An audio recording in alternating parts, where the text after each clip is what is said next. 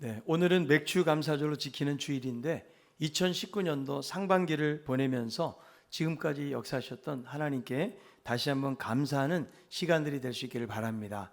하나님은 이스라엘 백성들에게 다양한 형태의 절기와 또 성일과 축제를 지키게 하셨는데 그 이유가 무엇인가 하면 하나님과 그 백성과의 관계를 다시 한번 기억하도록 하기 위해서 그렇게 만들어 놓으신 것입니다. 우리들도 생일을 기념하고 결혼 기념일과 같은 인생에서 소중하고 기념이 될 만한 그런 일들을 생각하는 이유가 무엇입니까? 그 관계를 잊지 말자는 것이죠. 요즘 젊은 친구들을 보면 만날 때도 그냥 만나지 않더라고요. 만난 지 얼마 되었냐고 그러면 벌써 날짜를 다 기억하고 있어요. 저는 지금 며칠째 됐습니다. 어떻게 그렇게 날짜가 딱 들어올까? 살다 보면 1년에 한 번밖에 없는 결혼 기념일조차도 잃어버리는 무심한 사람들도 많이 있는데 그 날짜를 기억하고 있다는 것은 그만큼 두 사람과의 만남을 소중하게 여기는 의미로 받아들일 수가 있는 것입니다. 우리들도 정말 중요한 것은 하나님과의 관계라고 생각을 합니다. 근데 이 관계라는 것은 자주 확인하고 발전시키지 아니하면 서로에게 소홀해지기가 쉽다라는 거죠. 처음에는 서로가 뜨겁게 사랑하는 것 같고 없으면 한시라도 못 살 것 같다고 할지라도 시간이 지나면서 점점 식어버리게 된다는 거죠. 결혼한 지 10년쯤 되었는데 아내가 너무나 보고 싶은 사람 계십니까? 그래서 집에 들어가는데 엘리베이터 기다리는 것 시간이 너무 아까워가지고 계단으로 막 뛰어 올라가는 그런 남편이 계십니까? 빨리 병원에 데리고 가야 됩니다. 왜냐하면 그런 분은 없기 때문에 그런 것이죠. 아마 그날 축구 경기나 야구 경기가 있다면 아마 그렇게 뛰어갈지 모르겠어요.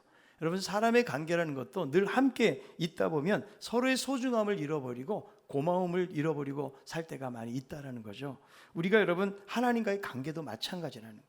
하나님이 우리를 사랑하시고 은혜 가운데서 우리를 이끌어 가시는데 우리가 이 하나님의 사랑과 은혜를 잃어버리게 될 때가 너무나 많이 있다는 것이죠. 신명기 8장 12절부터 이렇게 말씀하는데요. 내가 먹어서 배부르고 아름다운 집을 짓고 거주하게 되며 또 내 소와 양이 번성하며 내 은금이 증식되며 내 소유가 다 풍부하게 될 때에 내 마음에 교만하여 내 하나님 여호와를 잊어버릴까 염려하노라. 여호와는 너를 애굽 땅 종되었던 집에서 이끌어내시고, 그러니까 이스라엘 백성들이 언제 교만해지는 거예요? 세상에서 잘 될 때 교만해진다라는 것이죠. 우리들도 언제 하나님을 찾습니까? 우리의 삶이 아쉬울 때에 하나님을 찾게 된다는 것이죠. 근데 우리의 삶 속에 어려움이 없고 고난의 시간들이 없다 그러면 하나님을 잊어버리고 그분의 은혜들을 잊고 살아갈 때가 많이 있다는 거죠. 그래서 하나님께서는 모세를 통해서 가나안 땅에 들어갈 이스라엘 백성들을 향해서 이런 말씀을 주고 있는 것입니다. 그래서 여러분, 우리들도 하나님의 은혜를 잊어버리지 않는 방법이 무엇인가 자주 생각하는 거예요.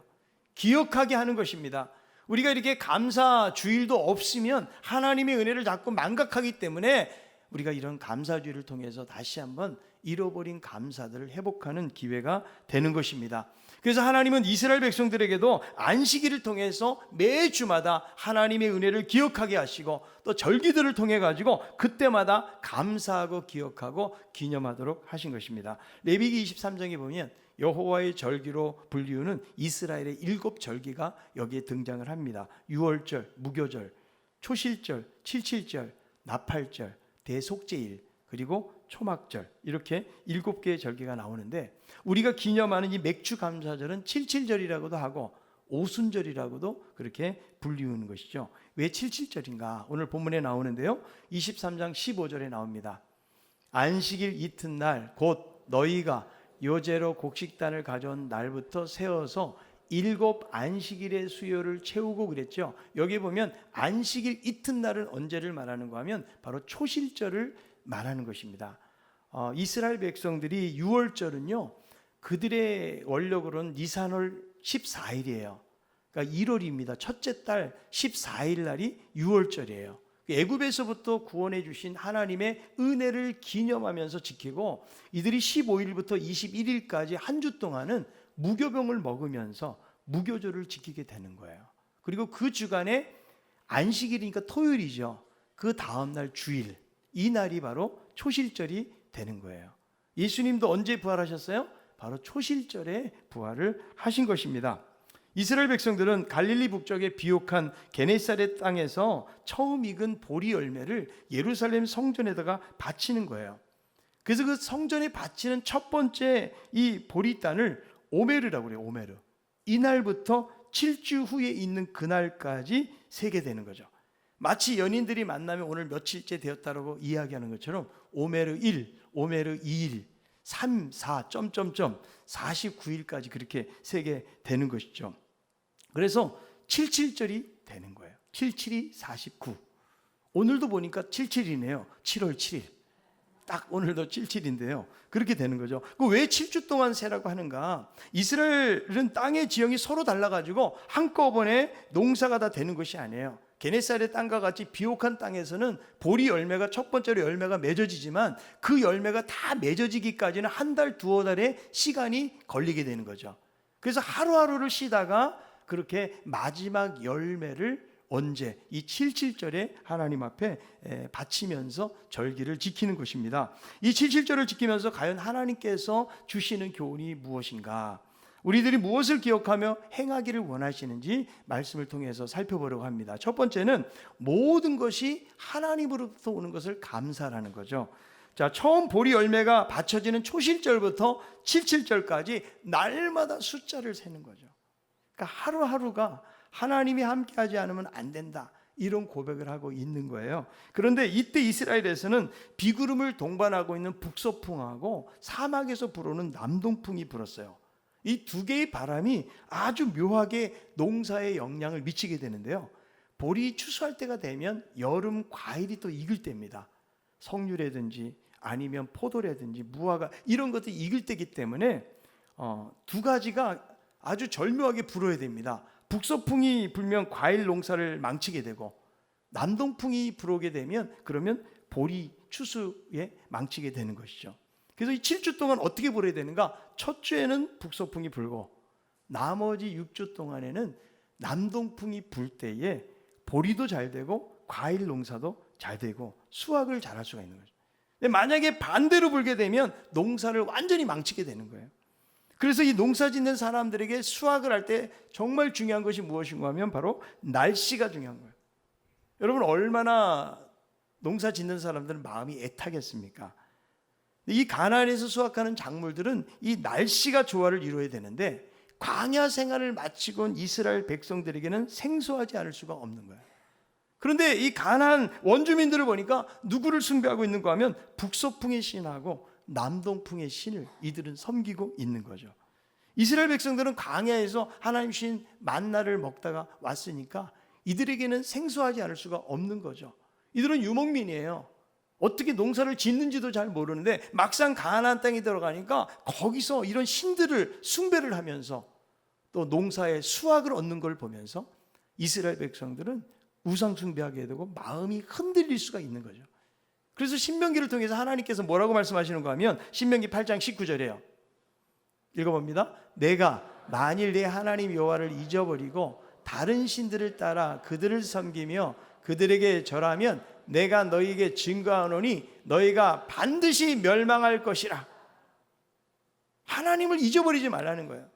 근데 하나님은 눈에 보이지 않지만 당장 그들은 보이는 신들에게 절을 하면서 그들이 농사의 풍족함을 얻어가는 모습을 보면서 마음이 흔들릴 수 있다는 거죠. 근데 하나님이 뭐라고 말씀하냐? 너희들은 절대로 나 잊어버리면 너희들은 멸망당할 것이다. 이런 경고의 말씀을 하나님께서 미리 주고 계신 거죠. 여러분, 우리가 세상을 살다 보면 이 세상에 하는 모든 일들이 내가 노력을 가지고 되는 것 같지만 여기에 모든 배후에는 하나님의 손길이 있다는 것을 믿으시기 바랍니다. 여러분, 돈도 벌기 싫은 사람은 어디 있어요? 다 돈 벌고 싶고 부자 되고 싶어요. 근데 우리는 그렇게 새벽부터 일어나서 밤늦게까지 뛰어다녀도 돈을 못 버는 사람은 제대로 못 벌거든요. 이 모든 것이 하나님의 손에 있다는 거예요. 여러분, 건강이라는 것도요, 내가 건강을 지키기 위해서 요즘은 얼마나 노력하는 사람들이 많은지 몰라요. 우리 한국 사람들의 기대 수명이 82세라고 그래요. 요즘 82세 넘는 분들이 많이 계시죠? 아마 여기는 100세 기대 수명이 있는 분들이 계실 거예요. 그런데 건강 수명을 보니까 65세라고 그래요. 그러니까 여러분, 65세부터 그 이후는 전부 다 병으로 어려움을 당하는 것이죠. 이렇게 살아보면 이 모든 일에 건강을 지켜주시는 것도 바로 하나님이신 줄로 믿습니다. 최근에 우리 아는 목사님도 평상시에는 뭐 아무런 어떤 증세가 없었다고 그래요. 근데 운동도 자주 하시고 또 건강진단 했을 때도 아무런 것도 안 나왔대. 근데 최근에 가보니까 암 진단을 받고 며칠 전에 수술을 하셨거든요. 아무리 여러분 건강 관리를 잘한다고 할지라도 그렇게 질병이 우리에게 찾아오는 것은 아무도 막을 수가 없다는 거예요. 그래서 우리의 고백은 뭐냐면 이 모든 것이 하나님을 통해서 온다라는 것을 고백하지 않을 수가 없는 것이죠.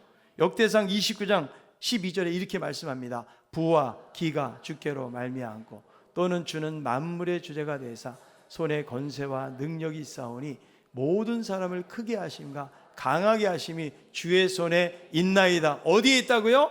하나님의 손에 부기가 있고 강하게 하시고 크게 하시고 모든 인생의 모든 것이 누구에게 달려있다? 하나님에게 달려있다고 말씀하는 거예요. 그래서 맥추절은 처음 열매를 바치고 마지막 열매를 바치면서 이 모든 것을 주관하시고 열매 맺게 하시는 분은 바로 하나님이라는 고백을 그들은 하고 있는 거예요.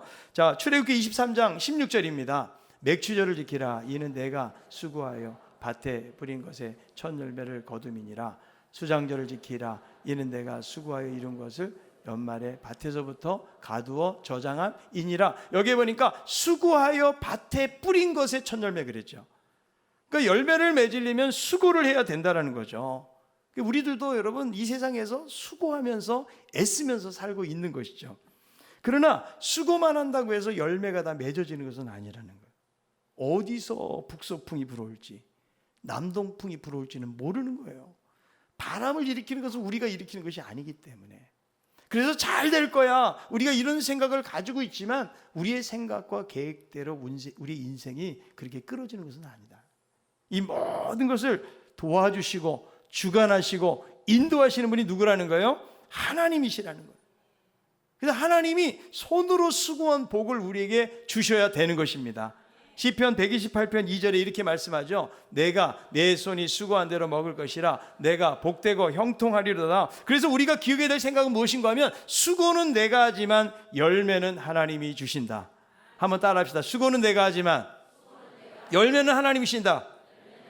믿습니까?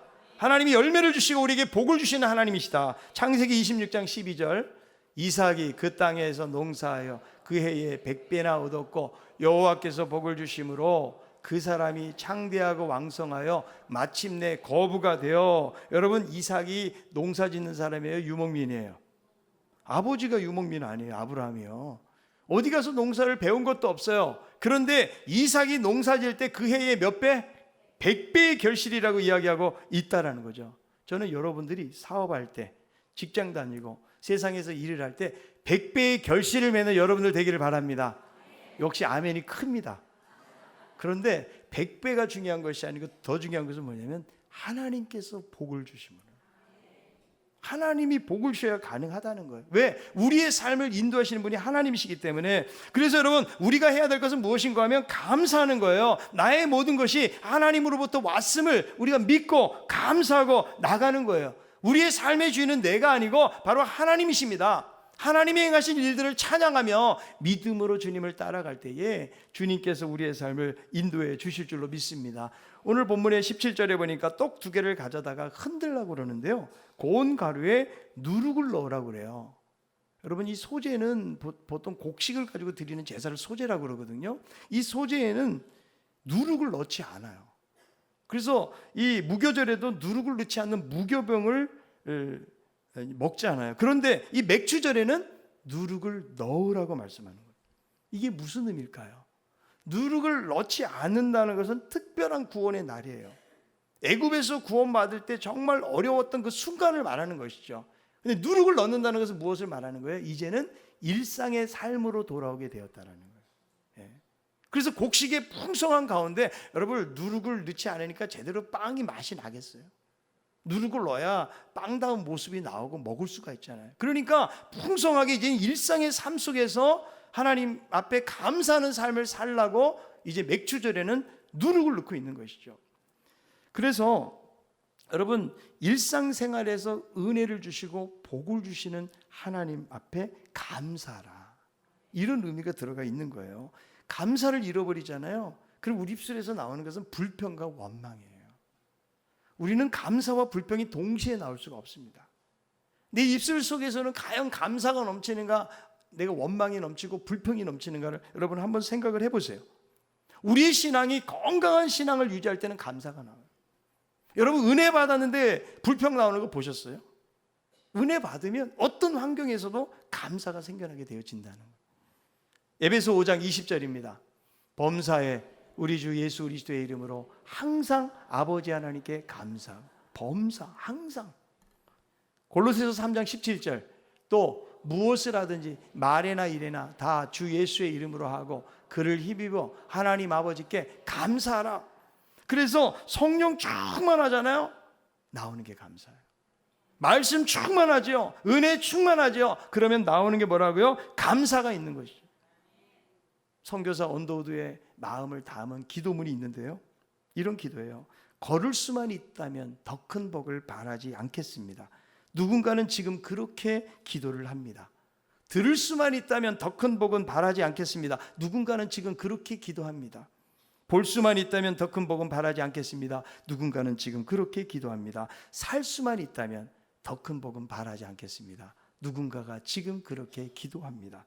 놀랍게도 누군가의 간절한 소원을 나는 다 이루고 있습니다. 놀랍게도 누군가가 간절하게 기도하는 기적이 내게는 날마다 일어나고 있습니다. 나의 하루는 기적입니다. 나는 행복한 사람입니다. 여러분, 걷기만 해도 기적이라는 거예요. 들을 수만 있어도, 볼 수만 있어도, 우리가 살 수만 있어도, 일은 어떻게 보면 너무 평범하고요, 그냥 자연스럽게 이루어질 것 같은 이 모든 것들이 어떤 사람들에겐 기적인 거예요. 우리는 그런 기적을 누리고 있는 사람들인 것을 믿습니까? 자, 옆에 있는 분에게, 당신은 놀라운 기적을 이루고 있는 사람입니다. 한 번 더, 당신은 가장 행복한 사람입니다. 그래서 진정한 감사는요, 일상의 삶에서요. 뭐 거창한 일을 가지고 감사를 하지 마시고요, 작은 일에, 소소한 일에서부터 우리가 감사하는 마음을 갖는 것이 진정한 신앙이라고 말할 수가 있는 것이죠. 우리가 감사를 한다는 것은 하나님의 은혜를 높이고 찬양하는 것을 말하는 거예요. 하나님이 어떤 환경을 주신다고 할지라도, 그러나 하나님께서 나를 다루어 가시고 하나님 나라로 이끌어 가실 하나님을 바라보면서 우리가 감사하는 거예요. 환경이 여러분 좋다고 감사하고, 환경이 나쁠 때는 우리가 원망하고 불평한다면 우리 인생이 그렇게 기쁘고 행복한 일들이 많습니까? 어쩌면 늘 불평하고 원망하고 억울한 삶을 살고 그럴지 몰라요. 그러니까 범사의 어떤 환경 속에서도 하나님이 주신 은혜를 감사하는 것, 그것이 바로 건강한 그리스도인의 삶이라는 거예요. 하나님을 사랑한다는 표현이 뭘까요? 바로 감사합니다. 어떤 삶 속에서도 하나님께 감사하는 우리 성도들 될 수 있기를 바랍니다.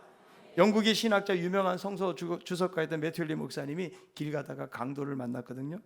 지갑을 도둑맞았어요. 여러분, 감사하시겠습니까? 그런데 이 목사님이 하나님께 4가지 감사를 합니다. 전에는 도둑맞은 일이 없었기 때문에 감사합니다. 도둑이 내 생명은 빼앗아가지 않았으니 감사합니다. 3번째, 지갑은 도둑맞았지만 내 전 재산은 도둑맞지 않음을 감사합니다. 4번째, 내가 도둑이 아닌 것이 감사합니다. 여러분, 도둑맞아도 감사할 제목을 찾으면 이런 감사들이 있는 것이죠. 그래서 하나님의 은혜를 경험한 사람은요, 삶의 차원이 달라지게 되는 거죠. 세상에 어떤 일을 만난다고 할지라도 하나님 앞에 감사할 수가 있다는 거예요. 감사는 우리의 삶 속에 긍정적인 에너지로 바꾸는 위대한 힘이 있다는 것을 믿으시기를 바랍니다. 여러분, 환경이 안 좋아도 감사해 보세요. 선불 감사. 미리 감사하면 하나님께서 우리에게 더 많은 감사의 삶으로 넘치게 하실 줄로 믿습니다. 암 대체의학 박사고 대장 전문의 이병욱 교수가 있는데요, 이분이 암치료 그중에 제일은 사랑이다. 그러면서 이분이 건강법이 있는데 JPT 건강법이 있어요. J, joy, 기쁨, P, pray, 기도, T, thank, 감사. 이 세 가지로 세포를 춤추게 만들라는 거예요. 세 가지가 뭐라고요? 첫째가 뭐라고요? 기쁨. 두 번째, 기도. 세 번째, 감사. 이 세 가지가 건강한 삶의 비결이라고 그렇게 이야기하는 것이죠. 맥주절을 맞이해서 여러분 상황이 힘들고 어려워도 어떤 환경 속에서도 하나님 앞에 감사함이 넘치는 우리 모두가 다 되길 바랍니다.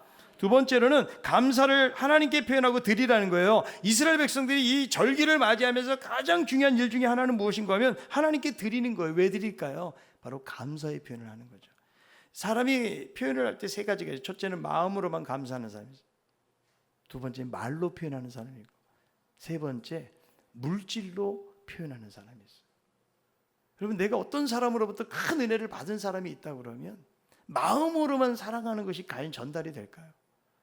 내가 말로만 하는 것도 너무 미안한 일 아닙니까? 내가 정말 이 사람이 큰 은혜를 받았다면 그 사람에게 여러분 작은 선물이라도 정성을 보여준다면 그게 그 사람에게는 기쁨이 되고 감동이 되는 것이죠. 그래서 감사는 표현할 때 감사가 된다. 이 맥주절에는 한 해의 추수의 첫 열매를 드리기 때문에 이 이스라엘 백성들 첫 열매는 무엇을 말하는가 하면 초실절에 드렸던 첫 열매요, 하나님께 첫 열매를 드리며 감사의 표현을 하는데, 먼저 먹는다는 것은 무엇을 말하는 거예요? 그 모든 것의 소유권이 자기에게 있다는 거예요. 그런데 이것을 하나님 앞에 드린다는 것은 뭐냐면 이 모든 것이 하나님의 것입니다라고 드리는 거예요. 우리가 11조원금을 드리는 것도 좀 같은 원리라고 생각이 들어요. 하나님, 모든 게 하나님의 것입니다. 10분의 1만 띄어가지고 이거 하나님 거고요, 10분의 9는 내 겁니다. 그거 아니고요. 모든 것이 하나님께로부터 왔음을 고백하면서 드리는 거예요. 그런데 이 이스라엘 백성들의 첫 열매는 우리가 생각하는 뉘앙스하고는 많이 달라요. 우리도 여러분 첫 번째 직장, 첫 번째 월급 되게 의미가 있잖아요. 이스라엘 백성들의 첫 열매는 무엇을 말하는가 하면 바로 애굽에서 출애굽할 때의 그 장자 사건을 의미하는 거예요. 그래서 그 장자들을 살려주신, 자신들에게 자유와 해방을 가져다 준 단어가 바로 이들에게 첫 열매라는 단어예요. 야, 하나님의 이런 놀라운 구원이 있었기 때문에 너무나 감사한 거죠. 하나님 없이는 자신들이 구원받을 수 없기 때문에 이 처음 수확한 것은 출애굽의 사건을 생각을 하면서 하나님 앞에 감사의 열매를 드리는 것이죠. 여러분, 우리들도 하나님 앞에 드릴 때 중요한 것이 감사의 마음을 드려야 돼요. 내가 열심히 수고한 것 같지만 하나님의 도우심이 없이는 저는 살 수가 없습니다. 이런 고백을 가지고 드리는 삶으로 나가야 된다는 거죠. 잠언 3장 9절 10절입니다. 내 재물과 내 소사물의 처음 익은 열매로 여호와를 공경하라. 그리하면 내 창고가 가득히 차고 내 포도주 틀에 새 포도주가 넘치리라. 여러분, 하나님은 우리의 것을 빼앗아 가시는 분이 아니세요. 우리에게 더 풍성한 것을 채우시는 하나님. 여러분, 우리 자녀들에게 뭔가 빼앗아오고 싶은 분 계세요? 부모는 그냥 자녀들에게 하나라도 더 주려고 그래요. 근데 하나님 아버지는 우리를 위해서 누구를 주셨는가 하면 바로 예수 그리스도를 주셨다라는 거예요. 그래서 로마서 8장 32절에 이렇게 말씀합니다. 자기 아들을 아끼지 아니하시고 우리 모든 사람을 위하여 내주시니가 어찌 그 아들과 함께 모든 것을 우리에게 주시지 아니하겠느냐. 자기에게 하나밖에 없는 아들을 주신 그 하나님께서 우리를 위해서 아끼실 것이 무엇이냐라고 말씀해주고 있다는 것이죠. 그래서 하나님은 우리를 위해서 그렇게 사랑을 주셨는데 우리는 하나님 앞에서 너무나 인색하고 온 마음을 다해서 드리지 못할 때가 얼마나 많이 있나요? 여러분, 우리가 하나님 앞에 사랑 표현을 제대로 하고 있는 것입니까? 1869년 프렌티스는 결혼한 지 11년에 얻은 두 아이가 전염병으로 죽게 됩니다. 한날 한시에 두 아이를 파묻게 되는 거죠. 그래서 날마다 슬픔 속에서 벗어날 수가 없었어요. 절망과 낙심의 그림자 속에서 방황하고 있을 때 어느 날 하나님의 음성이 들려옵니다. 사랑하는 프렌티스야, 많이 슬프냐? 네, 많이 슬퍼요. 얼마나 자녀 잃은 슬픔이 크겠습니까? 그럴 때 하나님 말씀하세요. 너는 너의 영원한 저주와 사망을 대신해서 하나밖에 없는 독생자 예수를 내가 내 대신 십자가에 못 박혀준 그 사건에 대해서 너는 얼마나 슬퍼하고 있느냐. 이 하나님의 음성을 들으면서 크게 가슴을 치며 회개를 합니다. 그리고는 하나님께 기도하는 거예요. 주님, 저는 세상의 기쁨만을 위했습니다. 이제는 주님만 바라보고 살겠습니다. 내 평생의 소원, 이것이 주님 사랑하는 것이 나의 기도의 제목이 되기 원합니다. 기도하면서 찬송시를 썼는데 이 찬송이 바로 314장에 있는 찬송이거든요. 내 구주 예수를 더욱 사랑인데 우리가 이 시간에 한번 이 찬양을 한번 불렀으면 좋겠습니다.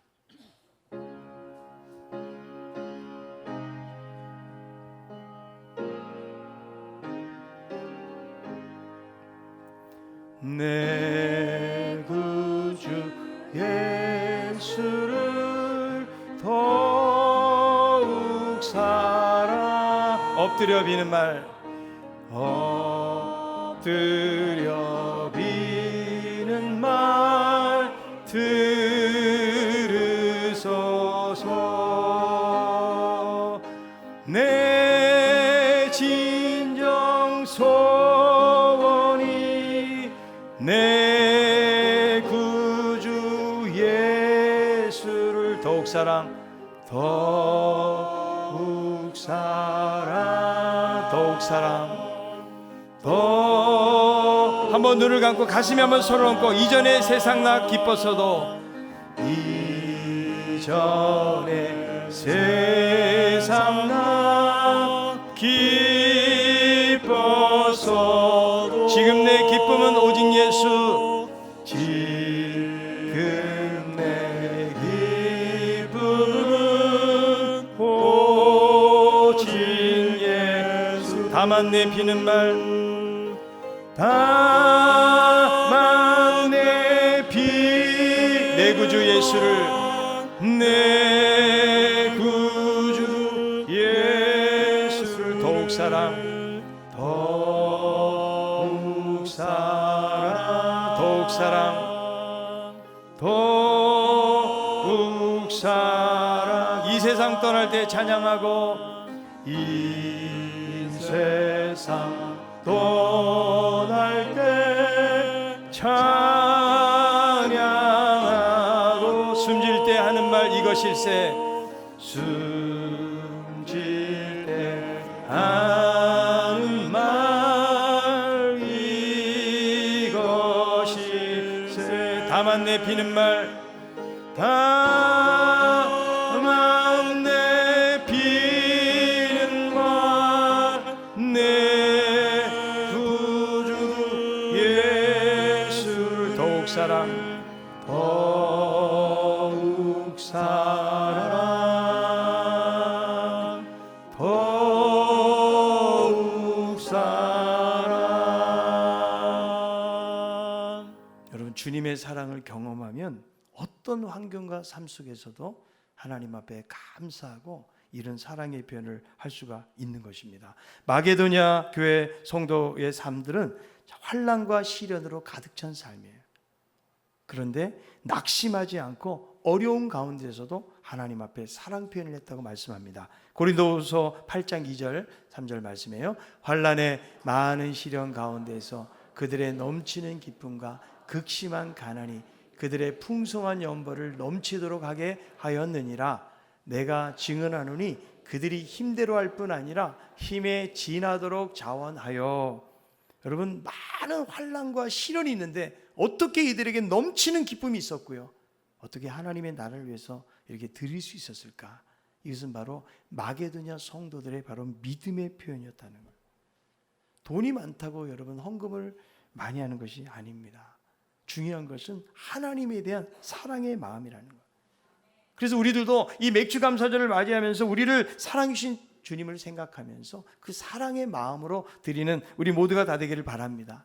맥주절에는 여러 가지 감사제가 있는데요, 맥주절에 떡을 가져다가 흔들어서 소제를 드립니다. 번제를 드리는데 흠없는 어린 양 7, 그리고 젊은 수소 하나, 수양 2를 드립니다. 속죄제를 드리는데 수염소 하나를 드립니다. 화목제 1년 된 어린 수양 2를 드립니다. 요제는 제사장이 드리는 것인데 첫 이삭의 떡과 그리고 2마리의 양으로 드리는데, 이 맥주절에는 5가지 감사제를 드리면서 그날엔 노동도 하지 않고 하나님의 은혜를 사모하면서 교제하는 시간을 가졌던 것입니다. 그래서 우리가 드릴 때 제일 중요한 것은 무엇인가 하면 액수가 아니에요. 더 중요한 것은 우리의 마음이에요. 하나님이 제일 싫어하는 게 무엇일까요? 마음 없이 드리는 것. 이사야 1장 13절에 있는 말씀입니다. 읽어봅니다.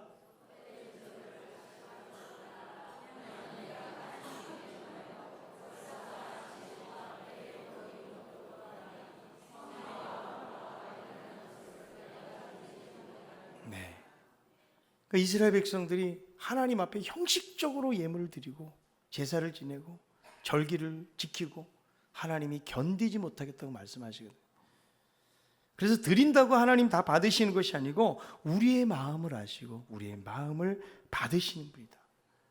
그래서 우리 안에 잃어버렸던 감사를 회복하고 하나님의 은혜에 형식적으로 응답하지 말고 온 마음을 다해서 하나님 앞에 감사의 마음으로 나아가는 우리들 모두가 다 되기를 바랍니다. 헌금하는 여러 유형들이 있는데요. 안면 몰수형이 있어요. 감사하는 마음도 없고 전혀 드리지 않는 사람이에요. 채소형, 마음은 있으나 채소의 액수로 드리는 사람. 갈등형, 헌금하면서 갈등하는 사람. 벌벌형, 아까워서 벌벌 떨면서 드리는 사람. 과자 커피형, 과자나 커피값 정도로 헌금하는 사람. 체면 유지형, 다른 사람이 드리니까 체면 때문에 할 수 없어서 드리는 사람. 예방 주사형, 불행과 환난을 예방하기 위해서 드리는 사람. 미리 감사형, 축복 주실 것을 미리 감사하며 드리는 사람. 항상 감사형, 보기에 감사할 조건은 하나도 없는데도 늘 드리는 사람. 불구하고형, 역경에 처했음에도 불구하고 헌금 드리는 사람. 그리고 최선형, 작은 냅돈을 드린 가부처럼 그렇게 최선을 다해서 드리는 사람. 자, 하나님은 어떻게 받으시길 원하시는가? 고린도후서 9장 7절 8절에 있는 말씀입니다. 각각 그 마음에 정한 대로 할 것이요 인색함으로나 억지로 하지 말지니 하나님은 즐겨내는 자를 사랑하시느니라. 하나님이 능히 모든 은혜를 너에게 넘치게 하시나니 이는 너희로 모든 일에 항상 모든 것이 넉넉하여 모든 착한 일을 넘치게 하려 하심이라. 아멘. 하나님 앞에 드릴 때는 인색함으로나 억지로 하지 말고 차원하는 심령으로 드리라. 여러분, 하나님 앞에서는 심는 대로 거두는 원리가 바로 그 원리예요. 하나님의 나라를 위해서 심으라는 거예요. 육체를 위해서 심으면 썩어질 것을 거두게 되지만 성령을 위해서 심고 하나님의 나라를 위해서 심을 때에 하나님께서 그 열매를 주실 줄로 믿습니다. 하나님은 우리가 하나님을 사랑하고 하나님의 나라를 위해서 시간으로, 물질로, 몸으로 이렇게 헌신하고 수고하고 봉사하는 모든 것들을 하나님 다 기억하고 계십니다. 우리의 또 섬김을 하나님은 헛되지 않게 하신다고 말씀하기 때문에 감사하되 감사를 표현하면서 우리의 소중한 것, 그것을 꼭 하나님 앞에 드리는 우리 성도들 되길 바랍니다. 마지막 세 번째로는 모든 사람과 은혜를 나누라는 거예요. 맥주절은 세 가지예요. 감사의 마음을 갖고 감사에 대한 표현을 하고 그리고 그 사랑을 이웃들에게 나누라는 것이 이 맥주절을 통해서 우리에게 주시는 교훈이라는 거예요. 그래서 구약을 보면 하나님의 긍휼한 사랑들이 곳곳이 있는 것을 보게 되는데 늘 가난하고 힘들고 어려운 그런 백성들에 대한 배려가 성경 속에 나와 있습니다. 오늘 본문에도 나와 있는데 23장 22절이에요. 너희 땅에 곡물을 벨 때에 반 모퉁이까지 다 베지 말며 떨어진 것을 줍지 말고 그것을 가난한 자와 거류민을 위하여 남겨두라. 나는 너희 하나님 여호와이니라. 곡물을 벨 때도 밭 모퉁이는 남겨두라는 거. 이삭 다 줍지 말라는 거. 포도도 다 걷어들이지 말래요. 무엇을 위해서? 거류민들, 외국인들이나 혹은 가난하고 힘든 사람들 위해서 남겨두라는 거예요. 그 이스라엘 백성들이 추수의 기쁨에 들떠가지고 그것조차도 없이 힘들어하고 배를 곪고 있는 사람들에 대한 관심을 놓치기가 쉽다라는 거죠. 그래서 하나님은 이 맥주절을 통해 가지고 가난한 이웃들에 대한 관심을 가지라고 말씀해주고 있다라는 거죠. 여러분, 하나님의 은혜는 모든 사람에게 미쳐져야 되는 거죠. 주님 안에서는 부자도 가난한 자도 없어요. 가진 자, 못 가진 자, 건강한 자, 건강하지 못한 자가 없는 거예요. 모두가 하나님 나라 안에서 서로 섬기고 사랑하고 나누고 베푸는 삶을 살 것을 말씀해주고 있는 거죠. 초대교회 예루살렘 공동체를 보세요. 재산을 공유했거든요. 성경은 이렇게 말해요. 가난한 자가 한 사람도 없었다고 말해요. 왜? 하나님의 사랑을 나누었던 것을 알 수가 있는 것이죠. 이 맥주절 감사절을 통해 가지고 이 하나님의 주신 놀라운 사랑을 이웃들에게 나누는 우리 모든 성도들이 되기를 바랍니다. 하나님이 심판하실 때 마태복음 25장에 보니까 양과 염소를 어떻게 나누는가, 가난하고 소외된 자들에 대한 관심을 어느 정도 가지고 있느냐가 양과 염소를 나누게 되는데, 너희가 작은 소자에게 한 것, 가난하고 병들고 소외당한 자들에게 한 것이 곧 내게 한 것이라고 주님은 말씀해 주고 계십니다. 여러분, 헐벗고 굶주리고 가난한 자들을 향해서 베푸는 것은 교회의 중요한 사역 중에 하나예요. 우리 신강교회도 아버지의 마음으로 세상을 축복하는 교회, 이 그리스도의 놀라운 사랑을 우리가 어떻게 전할 수가 있겠어요? 그저 말로만은 전해지지를 않는 것이죠. 실질적으로 그들을 돕고 연약한 사람들에게 이 그리스도의 사랑을 나누기를 하나님은 원하고 계시다라는 거예요. 여러분이 맥주감사절을 맞이하면서 다시 한번 잃어버렸던 감사를 회복할 수 있는 우리 모두가 되기를 바랍니다. 어떤 상황 속에서도 하나님께 감사하라. 그리고 감사를 말로만이 아니고 이제 내가 소중하게 생각하는 물질을 하나님 앞에 드리면서 감사하라. 그리고 마지막으로 우리 주변에 가난하고 연약하고 소외당한 이웃들을 향한 그런 관심을 가지고 그리스도의 사랑을 날마다 나누면서 살아갈 수 있는 우리 모두가 다 되기를 바랍니다.